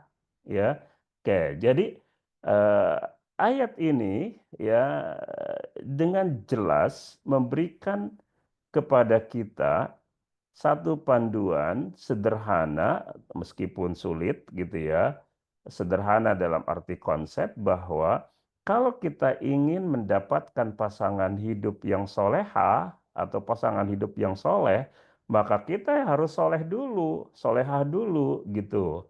Oke, jadi insya Allah nanti ya secara otomatis karakter kita itu akan bertemu dengan orang yang satu kufu ya, yang satu frekuensi dengan kita insya Allah ya. Karena itu maka yakinlah dengan janji Allah itu ya, insya Allah keberhasilan kita sampai batas-batas manapun kita akan mendapatkan pasangan hidup yang satu frekuensi, satu sifat dengan diri kita insya Allah ya. Meskipun eh, ada orang yang mungkin mengatakan, loh itu kan buktinya misalnya Nabi Lut alaihissalam ya dapat istrinya yang tidak sama, itu pengecualian gitu ya. Sama juga misalnya orang tua yang soleh, apakah seluruh anak-anaknya akan soleh-soleha? Ya kan tidak ada yang memastikan itu. Buktinya Nabi Nuh alaihissalam misalnya anak-anaknya tidak sama kesolehannya dengan Nabi Nuh alaihissalam. Tapi kan yang diceritakan dari sekian banyak ya Nabi dan Rasul itu adalah contoh itu. Itu adalah bagian dari cobaan Allah kepada mereka. Tetapi karakter umumnya adalah seperti yang digambarkan oleh Allah di dalam ayat ini, bahwa laki-laki yang soleh akan mendapatkan istri yang soleha, istri yang soleha akan mendapatkan suami yang soleh. Insya Allah ketika berkeluarga ya buah jatuh tidak jauh dari pohonnya, ya garam menetes tidak ke atas gitu ya, akan ke bawah. Jadi karena itu maka anak itu insya Allah akan setipe dengan apa yang menjadi kebiasaan atau menjadi karakter inti dari orang tuanya insya Allah. Begitu ya. Ya Ustaz, Masya Allah. Berarti emang ini ya harus harus banyak belajar dan sadar-sadar diri gitu bahwa nanti gimana anaknya itu gimana kita juga gitu. Terima kasih Ustadz. Ada Bu Dina yang sudah angkat tangan, mungkin dipersilakan untuk open mic. Kalau mau bertanya silahkan. Iya, terima kasih banyak. Jadi kalau pertanyaan saya, kan kalau tadi Danu bagaimana mempersiapkan sebelum menikah. Nah, kalau saya kan, Masya Allah ya, udah jelita ya, gitu usianya, sudah tidak muda lagi gitu kan. Dan anak-anak juga sudah besar. Nah, eh, memang idealnya gitu ya, sebelum kita berkeluarga kita mempersiapkan diri, kemudian membangun visi misi bersama pasangan gitu kan sebelum dikaruniai anak. Tapi kalau misalnya seperti kami ini ya Pak Ustadz gitu, ya alhamdulillah masih diberikan kesempatan oleh Allah untuk belajar walaupun sudah tidak muda lagi. Terus bagaimana gitu dengan pendidikan-pendidikan yang sebelumnya sudah kita tanamkan ke anak, mungkin ada yang kurang sempurna atau bahkan mungkin salah gitu ya. Anak saya sekarang sudah remaja, sudah hampir 18 tahun. Terus bagaimana cara kita memperbaiki gitu? Karena kita kan baru mengetahuinya saat ini. Bagaimana memperbaiki pola pengasuhan kita yang mungkin kurang tepat atau salah tadi gitu. Dan agar misalnya sesuai dengan 3T tadi gitu kan, yang telah dipaparkan oleh Ustadz gitu. Nah, apa yang harus kita lakukan sebagai orang tua gitu, terutama ya tadi poinnya adalah kita tinggalnya di sini gitu ya, di negara yang memang minoritasnya Muslim gitu. Jadi bagaimana kita membasuh apa-apa yang sudah kita tanamkan tadi yang kurang tepat kepada anak-anak kita gitu. Kalau itu pertanyaan dari saya. Terima kasih Danu dan Pak Baik. Ustadz. Ya, baik. Terima kasih Terima Bu kasih Dina. Bu Dina ya. Langsung aja Mas Danu ya. Ya mangga Ustadz silahkan. Baik, ya. Ya, tentu kaidahnya ya lebih baik terlambat daripada tidak sama sekali kan itu ya. Ya, memang idealnya tadi ya dari awal. Tapi bagaimana gitu ya dengan kondisi seperti kita ya. Maka lakukanlah perubahan itu secepat mungkin ya karena prinsipnya innallaha la yughayyiru ma biqaumin hatta yughayyiru ma bi anfusihim. Sesungguhnya Allah tidak akan merubah nasib suatu kaum sampai mereka merubah dirinya sendiri ya. Karena itu maka menjadi penting bagi kita ya. Jadi ketika kita baru menyadari ya tentang keharusan-keharusan di dalam kehidupan rumah tangga itu, hubungan kita dengan anak-anak itu ya, maka lakukan segera perubahan-perubahan itu ya. Lah bagaimana dengan anak-anak yang sudah tumbuh menjadi remaja? Ya tetap saja anak-anak juga akan melihat insya Allah ya. Karena itu maka ketika anak melihat ada perubahan signifikan di dalam hidup kita, anak juga akan mengambil pelajaran. Ya, ibu ini perubahannya ini luar biasa gitu ya. Ini kan bisa juga menjadi pelajaran bagi anak-anak kita gitu ya. Itu yang pertama. Yang kedua, dengan perubahan itulah kemudian kita akan punya alasan di hadapan anak-anak kita untuk meminta mereka mengikuti jejak kita atau mengarahkan mereka untuk mengikuti jejak kita. Karena pendidikan terbaik itu adalah keteladanan. Ya, para ahli pendidikan sering mengatakan bahwa satu contoh itu jauh lebih baik daripada 1000 kata-kata. Jadi kalau kita ngecap sebanyak mungkin, menyuruh anak melakukan sesuatu yang tidak pernah kita lakukan, kan anak paling gampang saja menjawabnya, ah ibu omong doang, kan itu gitu ya. Tetapi ketika kita melakukan, memberikan contoh, lalu kemudian kita mengajak, ya setelah contoh itu terlihat oleh anak-anak kita, anak akan punya alasan untuk tidak melecehkan, untuk tidak merendahkan ajakan sang ayah, sang ibu. Kenapa? Karena apa yang diajak itu sudah terlihat di dalam kehidupan sehari-hari kita. Itu yang kedua, ya. Karena itu perubahan ya mesti itu dilakukan, ya. Yang ketiga adalah kita serahkan ya kepada Allah Subhanahu wa taala ya sisanya, ya. Saya beberapa hari yang lalu itu melakukan penelitian tentang lingkungan keislaman keluarga pada perilaku anak-anak sekolah menengah atas gitu ya. Itu ada 217 responden dari 6 sekolah ya di Bogor dan di Tasikmalaya. Saya pilih SMA negeri, SMA swasta, madrasah aliyah negeri, madrasah aliyah swasta, SMK negeri, SMK swasta gitu ya.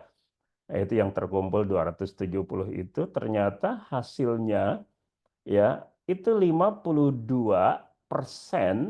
anak itu identik dengan perilaku orang tuanya. 52%. Ya. Berarti ada margin 48% ya itu karena pengaruh selain dari pengaruh keluarga. Bisa karena pengaruh pertemanan, bisa karena pengaruh sekolah, bisa karena pengaruh medsos dan lain-lain gitu ya. Artinya 52% identik antara anak dengan orang tua. Itu kan luar biasa gitu ya. Luar biasa. Yang kalau kita bisa menciptakan satu lingkungan yang baik di dalam rumah tangga kita, itu kan artinya ada peluang lebih dari setengahnya gitu ya. Lebih dari setengahnya itu akan berpengaruh di dalam diri anak-anak kita. Yang kalau kita tidak bisa menciptakan lingkungan yang baik di dalam keluarga kita, otomatis berarti kan kita menyerahkan kebaikan anak itu pada lingkungan-lingkungan yang lain gitu ya, lingkungan sosialnya, dan itu akan dipastikan itu akan buruk gitu ya. Oke, jadi itu karena itu maka setelah itu kita titipkan anak-anak kita kepada Allah, mudah-mudahan ya yang 52% itu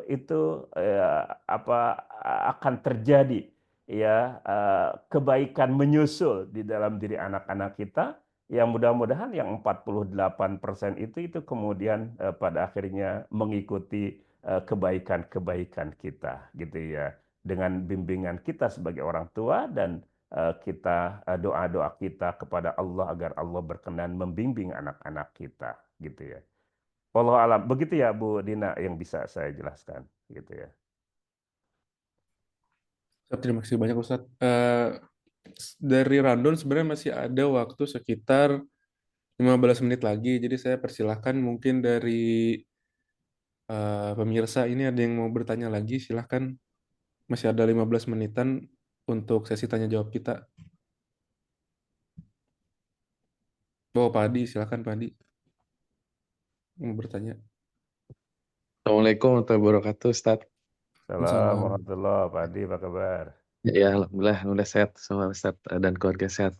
Amin. Mau bertanya Ustaz, mungkin tips-tips gitu untuk karena kan anak itu ada laki dan perempuan, apakah perbedaannya yang harus kita ajari kepada anak laki-laki dan perempuan? Mungkin demikian dari saya Ustaz. Ya, baik.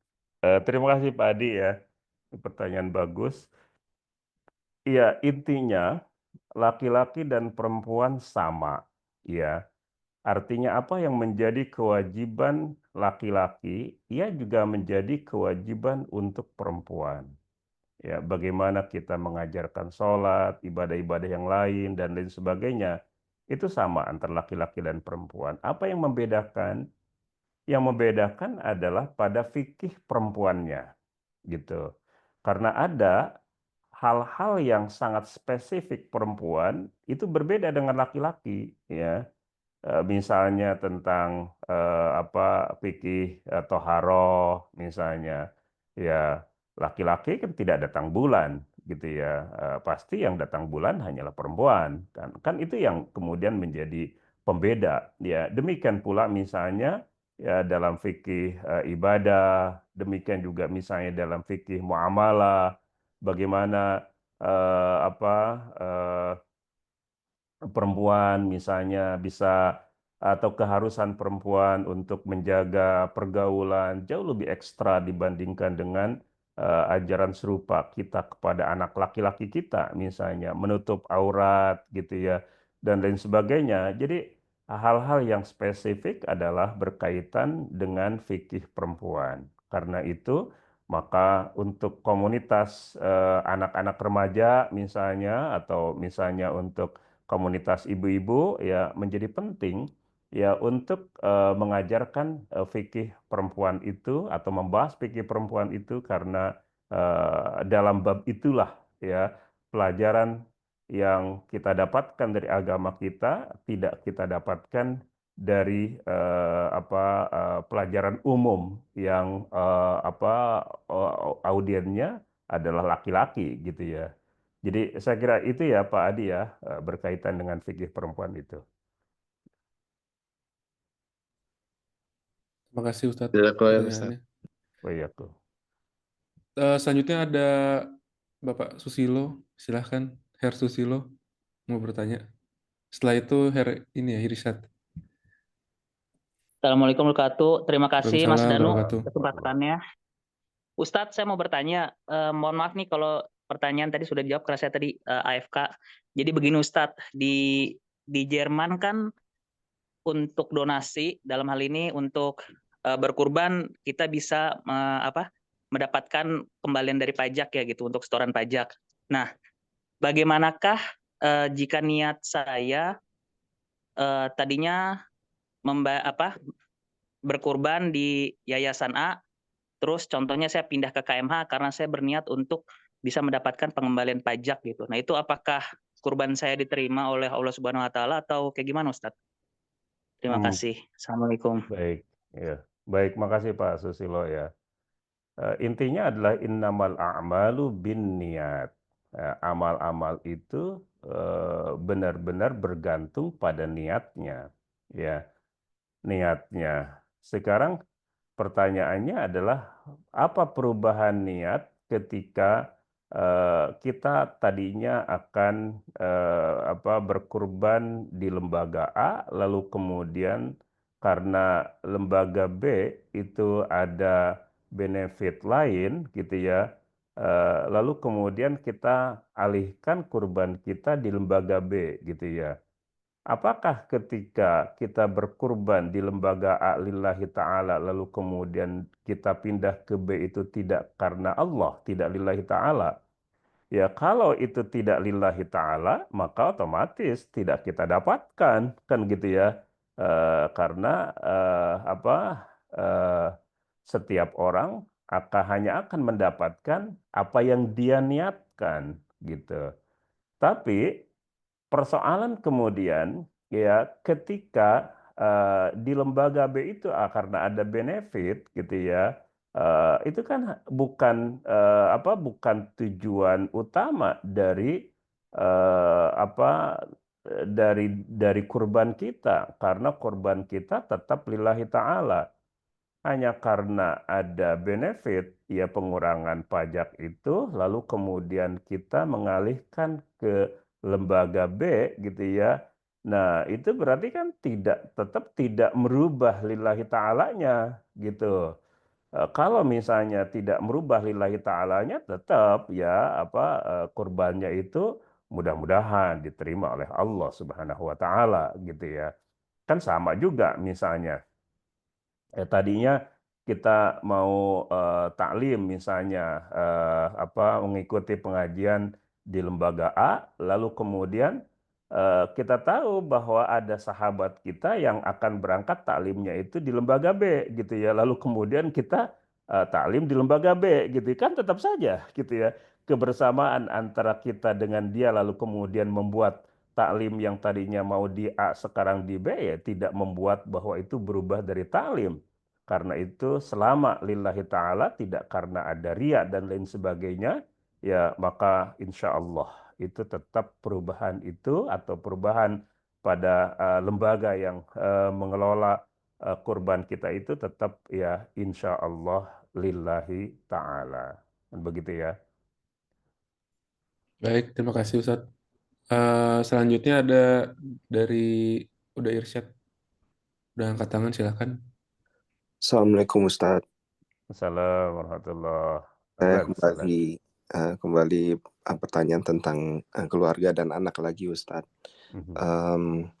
Kalau kalau melihat pengalaman orang-orang tua dulu, orang-orang zaman dulu Ustadz, itu kan mereka itu banyak keluarga yang anaknya bukan cuma hanya 2 atau 3, mungkin lebih lagi Ustadz. Tapi walaupun dengan secara finansial juga sederhana, banyak mereka yang anak-anaknya itu jadi orang baik, orang yang berhasil, orang yang hebat, yang sekolahnya juga baik gitu, tinggi. Padahal dalam kondisi yang sederhana gitu Ustadz. Sedangkan zaman sekarang keluarga itu dengan anak yang cuma 1, 2 itu sudah merasa terbebani Ustadz. Karena mungkin lingkungannya yang sudah berubah. Kemudian sedangkan dulu itu anak-anak yang banyak itu, orang tua itu nggak terlalu mengatur-ngatur anak gitu Ustadz. Nggak terlalu khawatir gitu. Adakah mungkin amalan-amalan tertentu Ustadz dari orang-orang yang dulu yang mungkin mereka amalkan sehingga ketika anak-anak itu tidak bersama dengan kita, anak-anak itu tetap dalam lindungan Allah gitu Ustadz.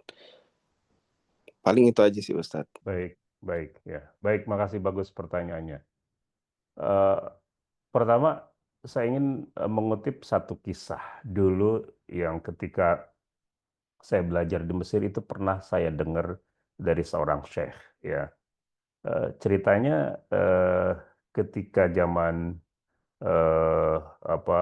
Presiden Husni Mubarak itu dulu ya, itu kan banyak ulama-ulama yang dijebloskan ke dalam penjara ya. Mungkin juga sekarang juga kondisinya belum mengalami perubahan signifikan gitu ya. Nah, ada cerita gitu ya. Jadi ketika seorang syekh ya itu tidak tahu ya penyebabnya atau apa masalahnya apa, tetapi alhasil dia dimasukkan ke dalam penjara, lalu kemudian dia sangat khawatir dengan anaknya yang sedang tumbuh kembang yang tidak bisa secara langsung dia didik ya. Maka setiap waktu dia titipkan di dalam doa-doanya itu kepada Allah ya. Jadi berdoa agar Allah berkenan untuk mendidiknya secara langsung gitu ya.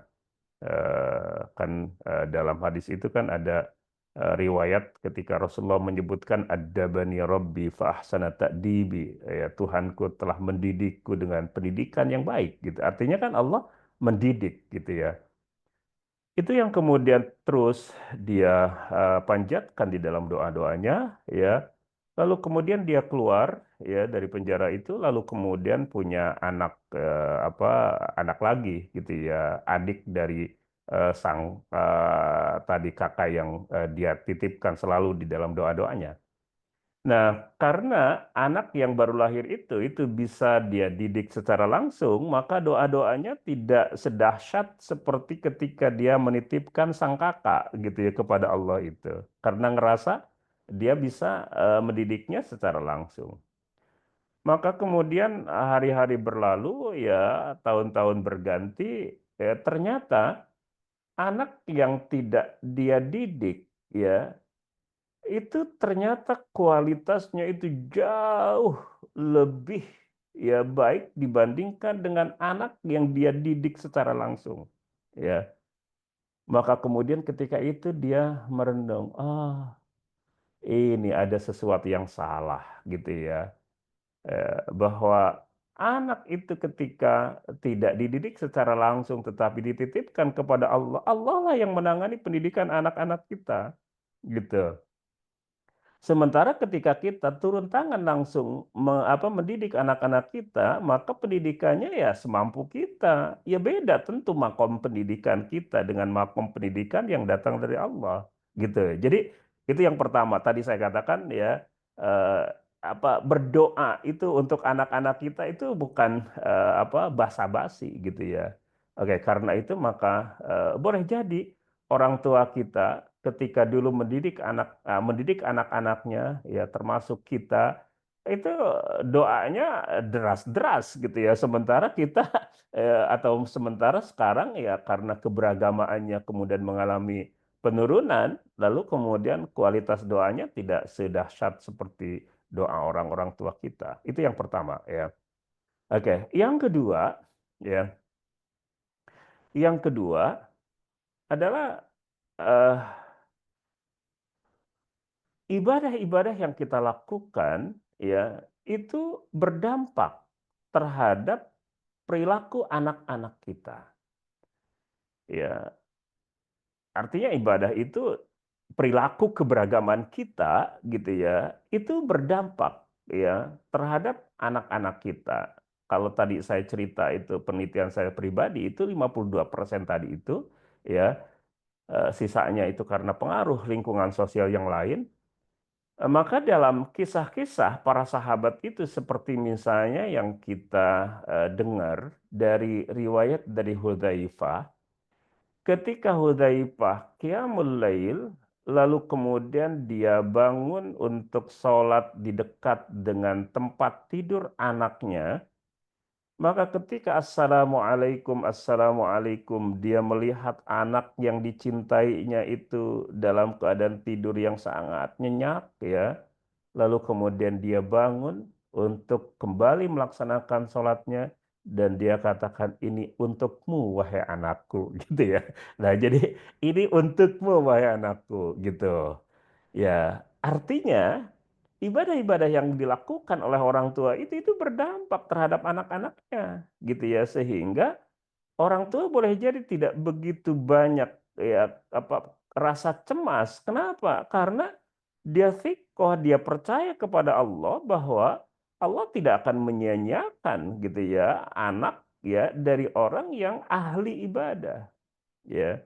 Karena itu misalnya kisah tentang Khidir dan Musa ketika melakukan perjalanan kan memasuki suatu kampung.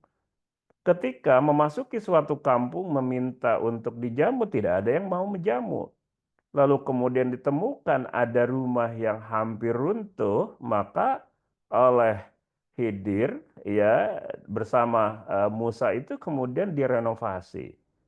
Setelah selesai merenovasi rumah itu, kemudian Musa berkata, apa yang kita kerjakan ini layak untuk diberikan upah oleh penduduk kampung ini, gitu. Tapi kemudian ya Khidir menjelaskan bahwa ya justru kita melakukan ini supaya ya pemilik rumah ini dijaga gitu ya oleh keburukan-keburukan penduduk kampung. Kenapa? Karena di bawah rumah itu ada harta karun peninggalan dari orang tuanya. Jadi kalau rumah itu runtuh, maka dimungkinkan harta karun peninggalan orang tua itu tersingkap lalu kemudian diambil oleh penduduk kampung yang pelit-pelit itu, yang tidak mau menjamunya, gitu. Maka disebutkan wakana abuhuma soliha, ya, orang tua dari kedua anak yatim itu, pemilik rumah itu adalah seorang yang soleh, ya. Bahkan kemudian para ahli tafsir mengatakan bahwa orang tuanya bukan orang tua kandung secara langsung, tetapi itu adalah kakek yang ketujuh gitu ya. Artinya kalau itu benar ya bahwa kebaikan orang tua itu akan secara otomatis itu bisa menjaga agama dan akhirat anak begitu ya. Karena itu maka ketika tadi dibicarakan tentang perbedaan-perbedaan antara orang tua mendidik anaknya dahulu dengan sekarang kita mendidik anak, boleh jadi karena yang berbeda adalah kualitas itu, kualitas keberagaman itu. Karena itu maka kalau kita terus memperkuat kualitas keberagaman di dalam lingkungan keluarga kita, insya Allah ya tidak akan terlalu jauh gitu ya dengan apa yang telah dilakukan oleh orang tua dahulu terhadap anak-anaknya. Ya, begitu saya kira ya. Wallahu a'lam. Terima kasih Ustadz. Ini ada satu pertanyaan terakhir Ustadz, boleh? Ya, maka. Dari Mas Priyo, Assalamualaikum warahmatullahi wabarakatuh. Ustadz Abbas, dalam berbagai riwayat, lamanya waktu bersama yang dihabiskan oleh Nabi Ibrahim bersama Nabi Ismail sangatlah singkat, di mana tak lama setelah kelahirannya, atas perintah Allah Subhanahu wa Ta'ala, Nabi Ibrahim membawa Siti Hajar dan bayi Ismail ke lembah Tandus yang kini dikenal sebagai Mekah. Dan 13 tahun berselang, berjumpa kembali dengan Nabi Ismail yang kemudian dapat perintah untuk menyembelihnya. Namun dengan sedikitnya waktu, membina anak dalam konteks ini bukan soal berapa lama atau kuantitasnya, tapi soal kualitas dalam waktu singkat. Dan Bunda Hajar dalam mendidik Nabi Ismail, berarti ada masa di mana Nabi Ibrahim sudah membina Ibunda Hajar terlebih dahulu, yang kemudian membina anak-anaknya dalam satu visi keimanan. Pertanyaannya, tips bagaimana membina anak dan istri dengan quality time yang optimal, Ustaz? Ya, Itu terakhir. Oke. Kebersamaan, ya. Kebersamaan itu bisa secara fisik, ya, bisa secara spiritual, ya. Ketika bersama secara fisik, maka kemudian ya kebersamaan itulah yang digunakan untuk mencurahkan perhatian, cinta dan kasih sayang. Ya, tentu ketika itu hubungan antara Ibrahim, Hajar, dan Ismail itu kan tidak dihalangi oleh sekat-sekat sosial yang lain, gitu. Ya, kalau misalnya sekarang kan kita secara fisik bersama dengan istri dan anak-anak misalnya. Tetapi seringkali dihalangi oleh sekat-sekat sosial yang lain seperti media sosial misalnya. Ya kumpul sih kumpul, tapi orang tua sibuk dengan gadgetnya, istri sibuk dengan gadgetnya, ya anak juga sama sibuk dengan gadgetnya. Artinya ya kebersamaan itu kan memang tidak optimal gitu ya karena terhalang oleh sekat-sekat sosial yang lain itu ya. Nah, ketika itu kan tidak begitu ya. Karena itu maka hubungan antara ayah Ibrahim dengan Ananda Ismail pada waktu itu benar-benar optimal ketika ada di dalam kebersamaannya secara fisik ya. Oleh karena itu maka ada quality time yang luar biasa gitu ya. Oke, jadi itu yang pertama gitu ya, sehingga menjadi penting juga bagi kita itu membuat aturan-aturan ketika kita sedang bersama-sama dengan keluarga dan anak-anak kita ya kalau kita lagi kumpul ya lepaskan itu gadget itu gitu ya biar quality time-nya benar-benar itu optimal gitu ya, sehingga melahirkan kedekatan dan rasa hubungan emosional yang kuat antara orang tua dan anak-anaknya. Oke, yang kedua adalah bahwa kebersamaan itu juga bisa secara spiritual, secara emosional gitu. Jadi ketika suami gitu ya sangat mencintai istrinya, meskipun dari kejauhan ya akan terasa. Demikian juga ketika sang ayah mencintai anaknya, ya meskipun dari kejauhan juga akan terasa gitu.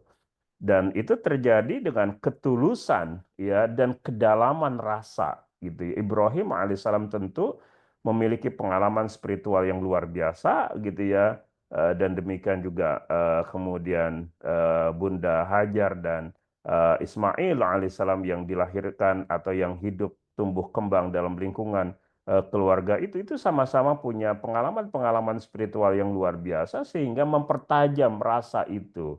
Sehingga hubungan emosional ya antara Hajar ya dan Ismail dengan Ibrahim alaihissalam meskipun dari kejauhan itu terasa gitu ya, itu akan terasa. Oleh karena itu maka tidak semata-mata karena atau bukan karena masa kebersamaan secara fisik itu yang kemudian membentuk karakter Hajar dan karakter Ismail, tetapi semua yang dilakukan oleh Ibrahim alaihissalam, meskipun dari tempat yang jauh itu kemudian membentuk karakter dari keluarga itu yang satu tinggal di Palestina dan yang lain tinggal di Mekah gitu ya.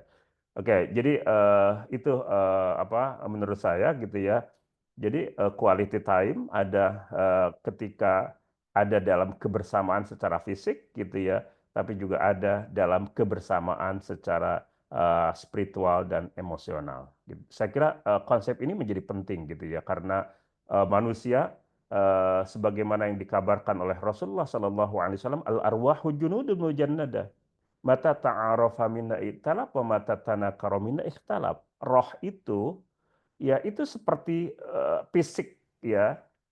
Ketika secara fisik satu sama lain saling bertemu, ya itu kan bisa saling mengenal. Ya lalu kemudian ketika ternyata punya karakter yang berbeda, lalu kemudian tidak akur, ketika karakternya sama, lalu kemudian akur. Gitu. Nah, roh juga sama begitu. Ya, karena itu maka meskipun secara fisik itu tidak dekat, tapi roh kan bisa bersama-sama. Gitu. Roh bisa bersama-sama.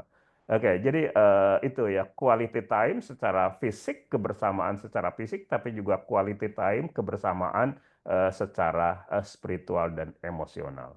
Wallahu alam. Ya. Baik, terima kasih Ustadz atas jawabannya. Insya Allah semoga bisa ini ya, bisa diamalkan. Insya Allah itu yang paling penting karena belajar kalau nggak diamalkan agak percuma ya. Gitu. Kita sudah memasuki akhir dari pertemuan ya Ustadz. Izinkan saya sebelumnya untuk mengingatkan kepada pemirsa atau masyarakat yang hadir untuk mengisi forum evaluasi untuk webinar di hari ini. Bisa lewat scan QR code atau bisa lewat link ini ya, yang ada di layar, bisa di-scan sambil kita pelan-pelan menuju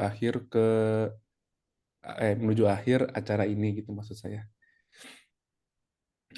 Terakhir Ustadz, punten mungkin bisa memimpin doa untuk menutup acara hari ini. Insya Allah semoga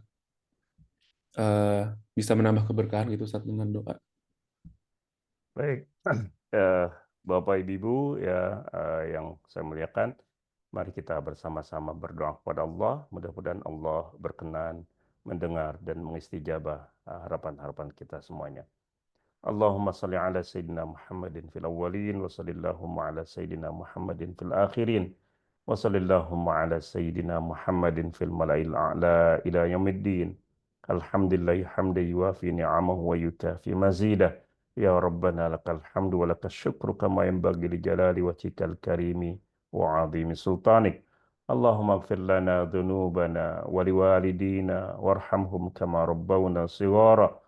Allahumma rabbana hab lana min azwajina wa dhurriyyatina qurrata a'yun waj'alna lil muttaqina imama. Rabbana ja'alna muqimina as-salati wa min dhurriyyatina rabbana wa taqabbal du'a. Allahumma ij'al jam'ana hadha jam'an marhuma waj'al tafarruqana min ba'dihi tafarruqan ma'suma wa la taj'al fina wa la fi ahadin minna shaqiyyan wa la mahruma.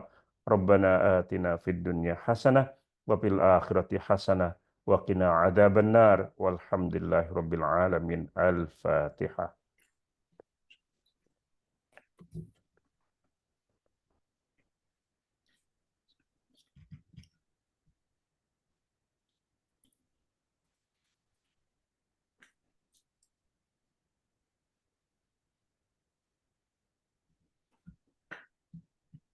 Amin ya rabbal alamin. Jazakallahu khairan Ustadz atas ya penyampaian doanya dan juga yang paling utama penyampaian materinya. Semoga bisa menjadi bekal untuk yang mungkin belum berkeluarga, yang sedang berkeluarga sekarang ini. Semoga bisa bermanfaat dan juga bisa kami amalkan sehingga kita bisa meneladani keluarga Nabi Ibrahim alaihissalam yang menjadi inspirasi gitu ya untuk kita semua. Sebelum saya tutup, terakhir ngingetin sekali lagi beberapa hal. Pertama, tadi Pak Adi udah share di chat ya untuk evaluasi. Bisa klik juga di linknya, itu ada di link feedback webinar, atau bisa lewat Zoom. Di layarnya ada QR code, bisa di-scan. Kemudian mengingatkan juga bagi yang mau berkurban, insya Allah bisa lewat Human Initiative. Tadi udah ada juga ya dipaparkan oleh Pak Adi berapa harganya dan bagaimana pendistribusiannya, konsepnya segala macam.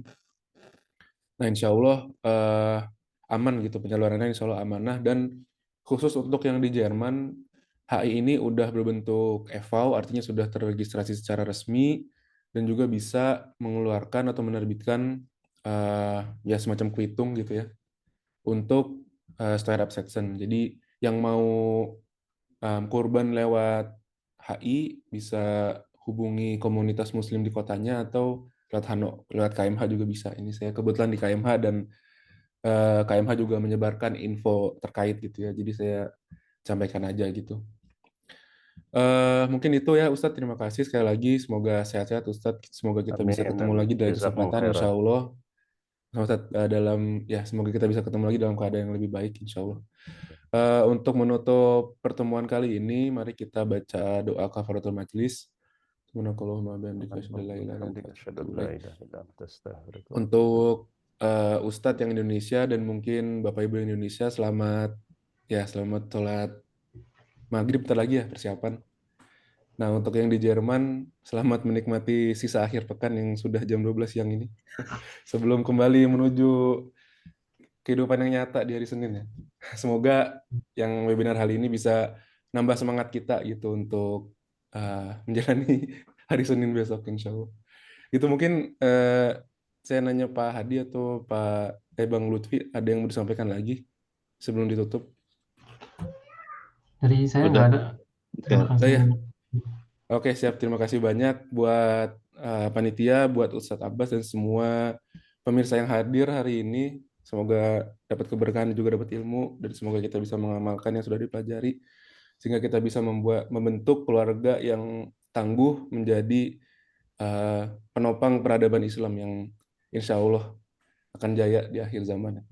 Gitu ya. Terima kasih banyak. Sampai berjumpa di lain kesempatan. Wassalamualaikum warahmatullahi wabarakatuh. Waalaikumsalam. Mari semuanya. Ya. Baik, makasih Mas Danu ya. Makasih ya Pak Adi, Ustadz Abbas. enggak ya? Ya, semuanya mangga. Jangan lupa. Assalamualaikum. Assalamualaikum warahmatullahi wabarakatuh. Jangan lupa isi ya evaluasi kegiatan nih. Terima kasih banyak. Jazakallah ya Danu. Ya, Pak Adi pamit. Ya, Bang. Assalamualaikum warahmatullahi wabarakatuh.